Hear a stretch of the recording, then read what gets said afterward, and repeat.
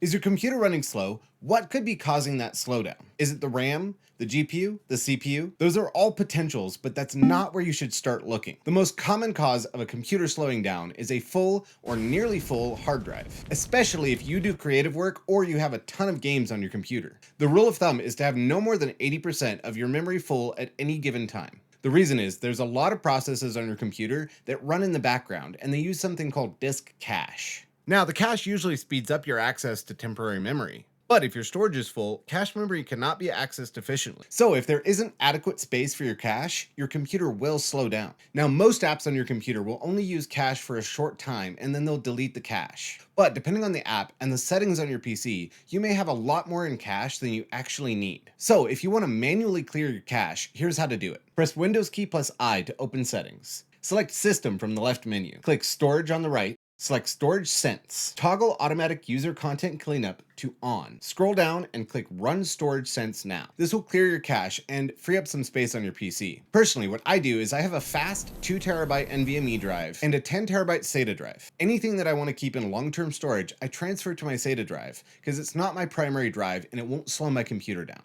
If you're a creative or gamer that wants to save money and time, subscribe. I'm going to be making a lot more of these videos.